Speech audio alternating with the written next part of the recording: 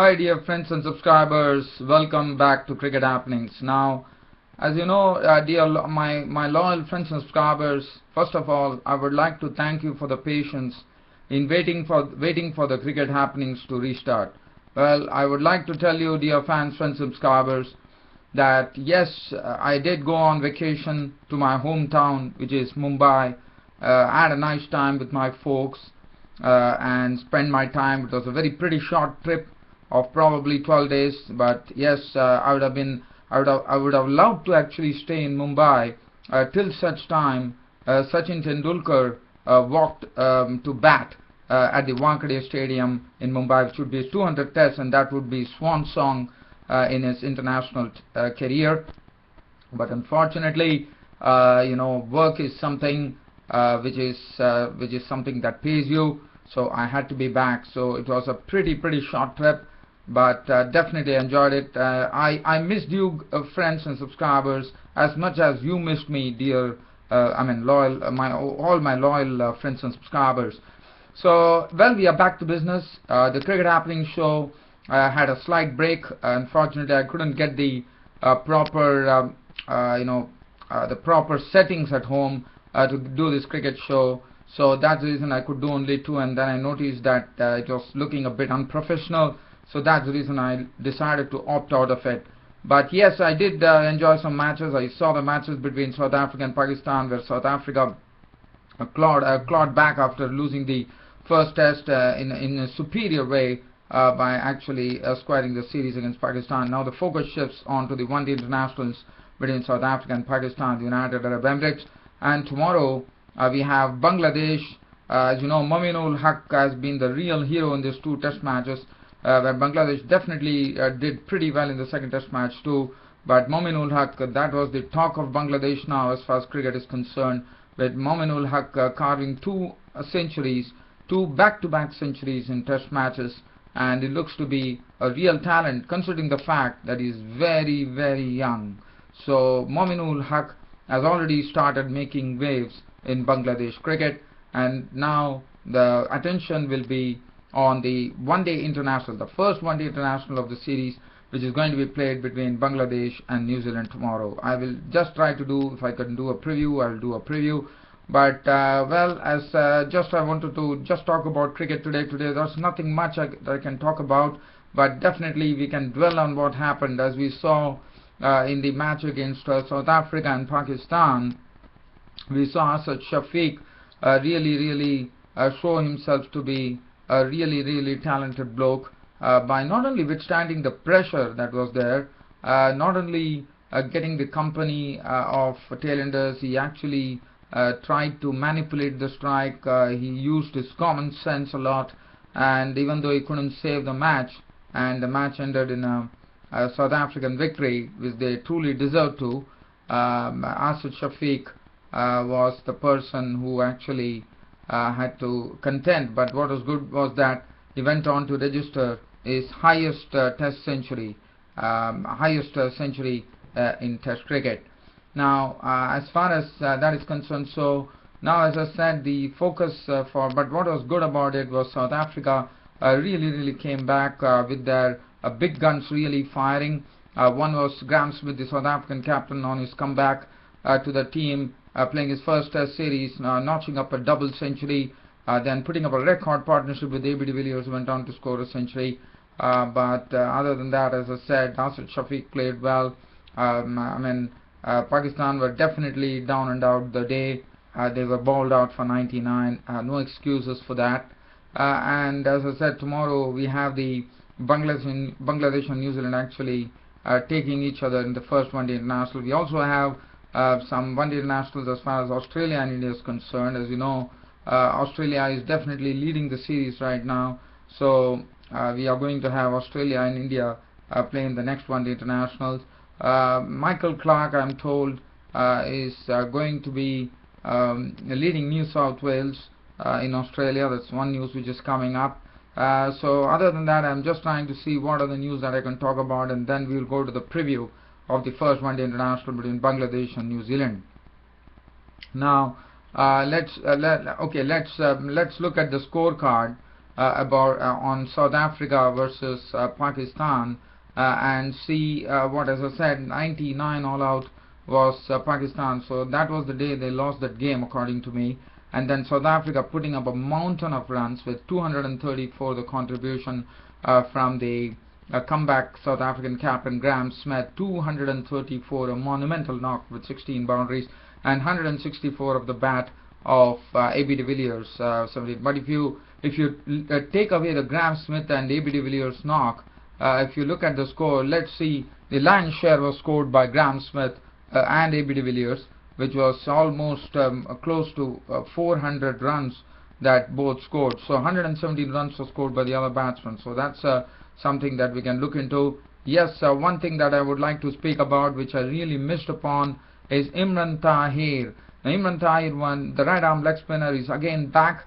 As you know, he had an expensive, very expensive over against Australia, and then he was overlooked in the sense he was not really considered. But the South African selectors, I thought they showed a lot of faith in bringing Imran Tahir, the right arm leg spinner, back, and we could really see that Imran Tahir is a different bowler.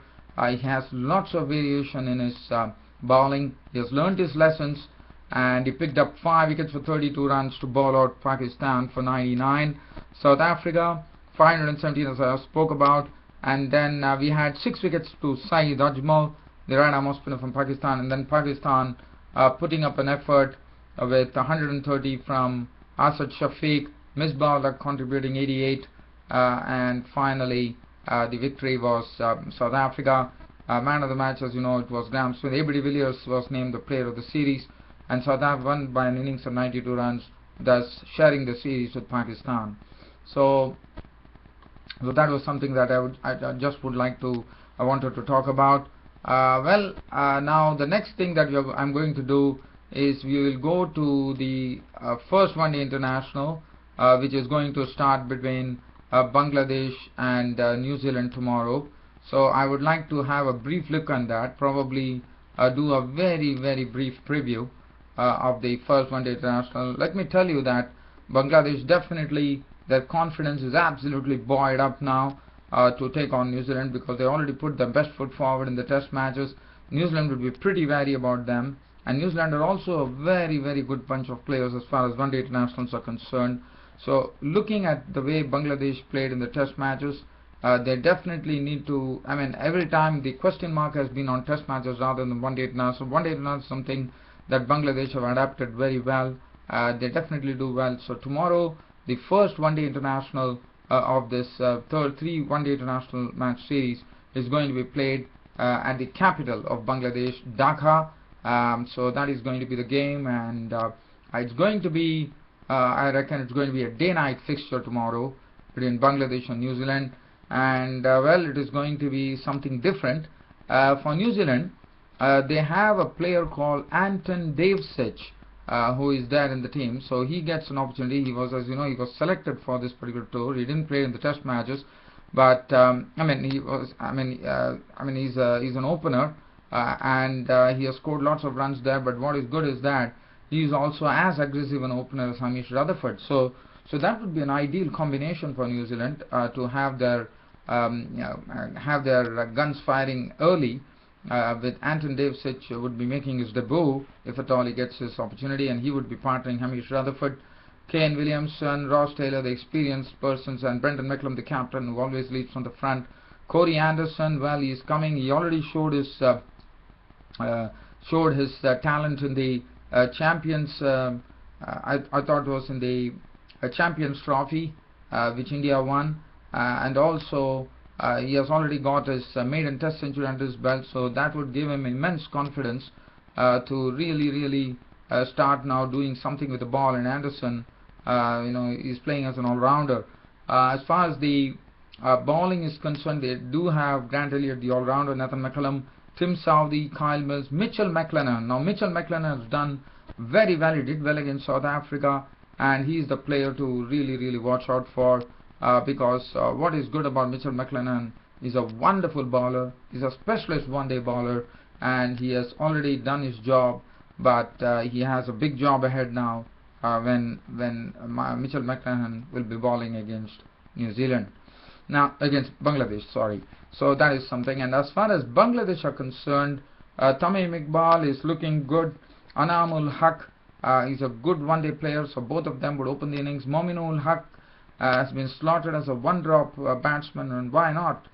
His confidence would be sky high right now, and for him, the New Zealand bowling would really look like a piece of cake for him. But whether he really keeps up that good form, that is to be seen. And I wouldn't be surprised if he does that, because Mominul Haq definitely has lots of strokes in his repertoire. Probably one would see an approach from the New Zealand bowlers really targeting him here, just to see to it that they don't bowl to Mominul Haq's strength. Mushfiqur Rahim, the captain of the Bangladeshi team, is a very good batsman. Shakib Al Hasan, so the experience is there right at there in the middle order for Mushfiqur Rahim and Shakib Al Hasan. Nasir Hussain, the all-rounder, he is also one of those very promising all-rounders from Bangladesh.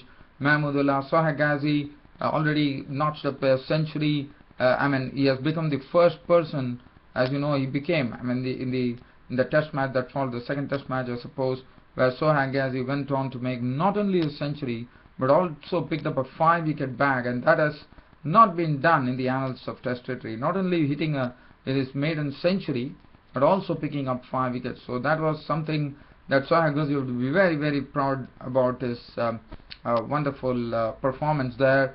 And Abdul Razzaq, the left-arm spinner. Now, for me, Mashrafe Murtaza is going to be coming back, so that would be pretty interesting to see how Mashrafe Murtaza bowls after a long, I would say, long break there. Rubal Hussain. So looking at it, looks to be both the teams are evenly matched. Nothing to really take in, but unless and until the first one-dayers really gets going, one probably would not be tempted to make any comment here and see how that goes about. Now, in the past, one has seen that this pitch has really played in a very friendly manner, and also I'm told that the forecast for the day is pretty good, so we should have a full house there in the first one-day international between Bangladesh and New Zealand, which is going to be played at the capital of Bangladesh in Dhaka. And also another thing is that there's not going to be any rain, so that is another good news as far as this particular test match is, one-day international is concerned. Well, dear fans, friends, subscribers, as I said, I was on vacation in my hometown Mumbai, and you loyal friends and subscribers have been so patient there. I really thank you for that. As I've always been saying in this cricket show, the wheels of my business are you, dear friends and subscribers, and that's the reason this Cricket Happening show is having a real long run. So as I said, once again, this will be a daily cricket show, and I'm back into business as usual. And well, I don't think you will ever see me not doing a cricket show. This was just a break, and I couldn't really do much. As I said, if I had actually done it, it would have looked pretty unprofessional. So that's the reason I decided to play it safe and said that let me get back to Canada and then start this cricket show once more. Well, dear fans and subscribers, I hope you like this cricket show, and well, you'll be and I'll be there for more cricket happenings as the days goes by. Thank you for your company. Thank you for your immense patience in waiting for this Cricket Happenings show to restart. Your host Ram will be seeing you tomorrow. Thank you.